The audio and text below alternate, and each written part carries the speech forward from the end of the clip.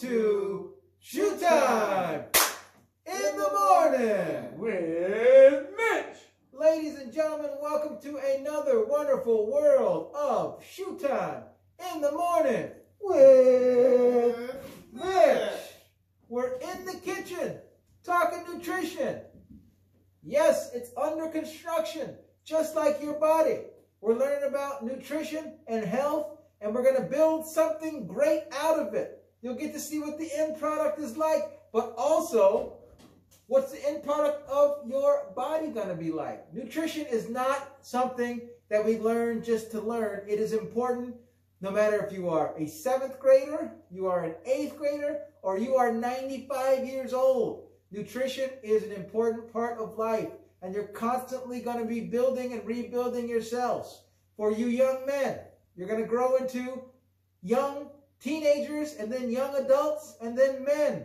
All right, you're going to want to have some strength along with your brains. You're going to have some muscles so you can do some work around the house and be a quote-unquote man. For you young ladies, you're going to have life experiences. You'll be a young lady before you know it. And maybe most of you, hopefully, will get married. You'll have kids. You need to know how to eat for when you're having kids. You need to learn how to eat when you are coming away from that. How does our body expand and grow and change? It's very important for our whole life. All of us, hopefully, will be old. Well, guess what? When you're old, can you eat like you did when you were a 2nd, 3rd, 4th, 5th grader? Probably not. All right? When you are a 7th grader, you'll find that your habits may differ than when you're in high school. And as everyone here can tell you, our eating habits, what we could get away with when we were in high school, not so much anymore. Sad. Not so much anymore. Very sad. You got to be aware of what you can eat, how much you can eat, and you can be aware of the proper ratios of everything. So, first and foremost, we talked about calories. Remember, calories are the measurement of energy. Calorie is a unit of measurement of energy. Period, point blank. When you burn calories in your body, you replenish what you burn by eating. If you eat more calories than you burn, meaning your activity level, you are going to store that as energy. And how does our body store excess energy that we've gotten from food? Fat is absolutely correctamundo. All right? Fat. So, keep in mind, the more you eat, the less you exercise, the more stored energy you'll have. And it's not really a bad thing, guys. You store energy for later. Well, guess what? Feast or famine. If it ever comes time to starve, you'll have energy. The problem is in the modern world, instead of having to hunt down your food or go forage, well, guess what? A little hungry, Mr. Morn Henwick likes to go to 7-Eleven. Some of us like to go to Carl's Jr. Well, that's what happens. You got food, easy choices, so you don't really starve anymore. So that excess energy never really gets used, and we tend to get a little bit bigger. So we want to teach you to make the right choices, as well as overarching goal for physical education, how to be fit, how to exercise, find something you like to do to burn calories. So you have the good balance of burning and eating, and everything will be in order. Now, calorie being a unit of energy, that is the overarching chief of the nutrition pyramid here, if you would. But a calorie is broken down into macronutrients, 3 macronutrients. There is carbohydrates, which the body uses as energy, fat, which the body also uses as energy, but it's a secondary form of energy, and protein, which is the amino acids that make up the actual muscle itself on your body, the lean tissue. So, today we're going to start off by focusing on protein. All right? Proteins, carbohydrates, and fats are all separate things, but they are just macronutrients that are broken down and have a certain caloric rate. For protein, it happens to be 1 gram of protein has 4 calories. 1 gram of protein has 4 calories. So if I have 10 grams of protein, I'm eating 40 calories. 1 gram of protein, 4 calories. Now, protein can come in the form of many different things. Protein is a makeup of amino acids. To get a complete amino acid profile for your body, for our human body type, the only food that contains complete amino acid compounds for our body is meat, animal meat. Now, does that mean that if you eat plants, you don't get protein? No, that's not what it means. There's protein in plants, but it has various different amino acids. So if you eat rice, you might only get 6 of the 8 necessary amino acids. So if you're eating it, you're going to be missing some amino acids. But if you mix rice with, say, beans, or rice with a certain vegetable, then those beans or those vegetables have a different amino acid profile, and that will complete the amino acid profile. So you will get all 8 if you mix the right things together. But just be mindful that some of you guys out there are vegetarians and vegans. You must make sure that you're mixing up and getting a diversity of foods, because protein is something that is traditionally a little difficult to come by if you are strictly a vegetarian or a vegan. And that's not to say that it's not healthy to do that. If that's your choice, do it. But just be mindful of the protein aspect of that. What protein is, like I said, is the actual building block for your muscles. So when you work out, when you eat food, the protein is what actually becomes your muscle. The carbohydrate is the energy that allows you to turn that protein into muscle. And the fat is the secondary long-term energy source that is utilized if the carbohydrates are not there. So let's look at some things that provide protein. Well, first and foremost, like we said, meat. Got myself a nice, juicy, top sirloin steak here. And if we're being honest, we're eating animal, folks. What kind of meat is a steak? It's a cow, all right? So, saying that to say, you look at an animal is the same as a human, and that it stores fat for later on down the line, if it doesn't have any food available. So, for an animal, all meat has 0 carbohydrates. 0 carbohydrates. Just fat and protein is the only thing that makes up meat. You can add carbohydrates if you season it in something that is sugary or carbohydrate. So you got to be careful about calories sneaking in like that. But you got a piece of meat. It's all meat. And then there is a little bit of fat depending on the cut of meat. So if I cut open a nice delicious piece of steak, which I won't eat because I don't want to tease my guys back here, you can see this is a nice medium piece of steak, all right? It is full of meat, all right? And there's a little small marbling of fat that goes between it. The meat is the protein. The fat, well, it's the fat. And we'll talk about fat down the line, but just know fat doesn't make you fat. That's a whole different misnomer. We'll talk about that later down the line. But steak is the #1 primary source of protein. Also, eggs. Eggs is actually the best source of protein. It's the most bioavailable, meaning that you eat, if I eat maybe 30 grams of protein in steak, my body may only absorb 22 or 21 of those. If I eat 30 grams of protein in eggs, my body will absorb more like 28 or 29 grams of that protein. It's just the way it goes, all right? Here's some other sources of lean meat here. This is Mr. Shoemake's old go-to, by the way. How do I eat healthy? Well, I cook a bunch of meat beforehand, all right? And then each day I portion it out to make sure I have enough. This is a chicken tenderloin. It's from a less fatty part of the chicken, so it's mostly protein and no fat, but very delicious, all right? As you can see, it's more meat. If you think about meat in terms of the animal, if you go to the butcher to get the meat, and I don't know about you guys anymore, most of the time the butcher is has the meat out in the grocery stores now. But Mr. Mitchell, I'm sure in Yonkers they had actual butchers, and you go to the butcher and just ask for a cut of meat. Oh, absolutely. Anytime. You get that beautiful, beautiful piece of meat, and you tell the butcher exactly how much you want it sliced on that meat, and he'd cut it exactly the way you wanted it. Absolutely.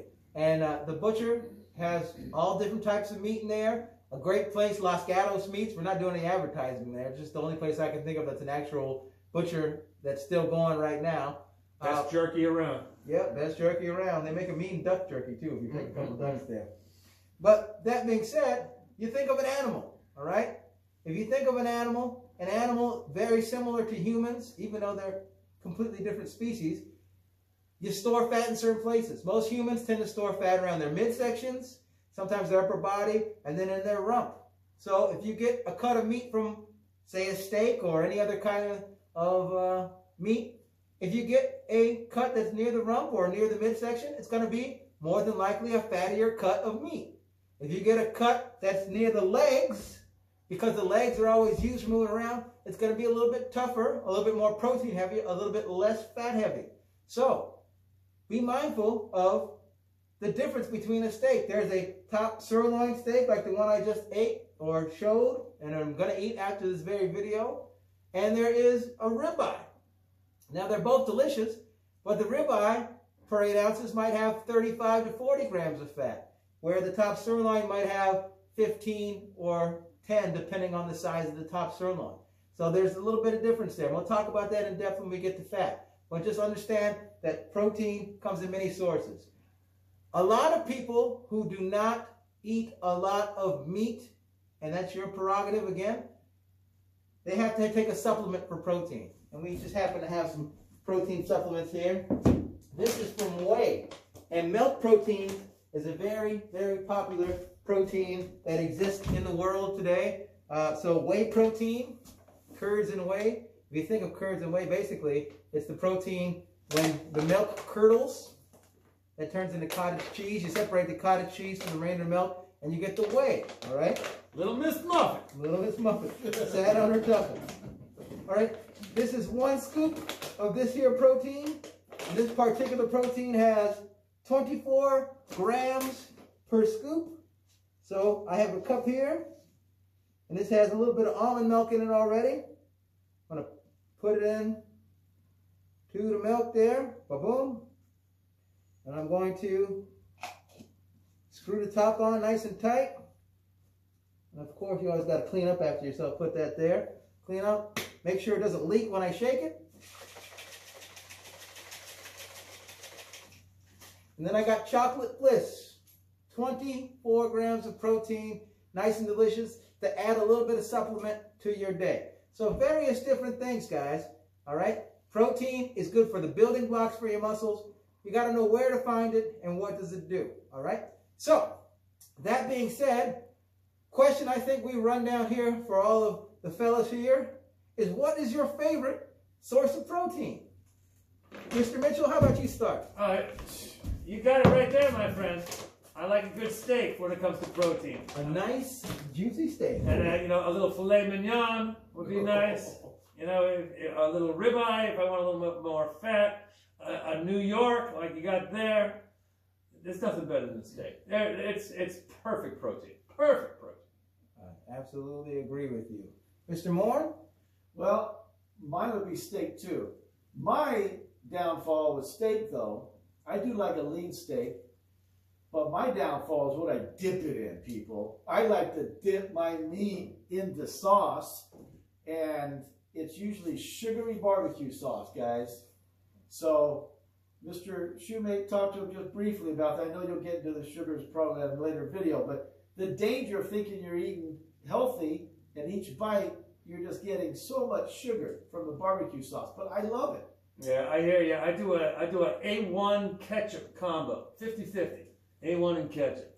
But obviously, if you know anything about ketchup, there is a ton of sugar in ketchup. A ton of sugar in ketchup. I even like maple barbecue sauce. That's just so sugary. But it tastes so good. It tastes so good.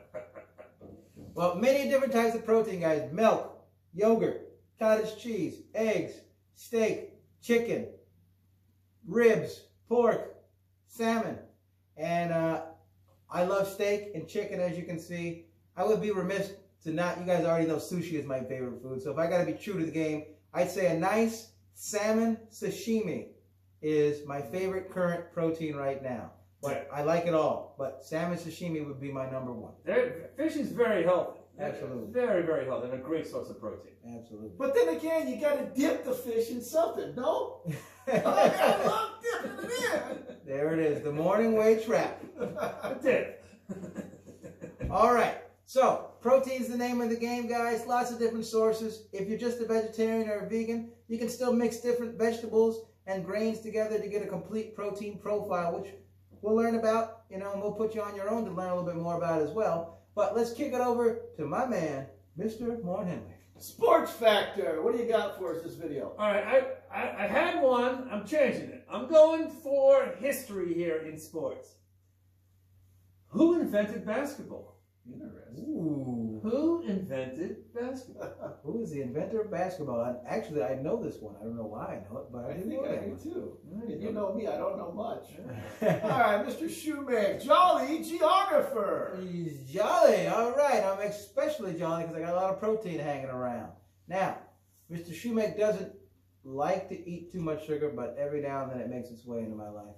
So we're going to talk a little bit about Mr. Moorhimick and Mr. Mitchell. Before we started filming, we were talking about pies. And a great geography question has to do with one of my favorite pies.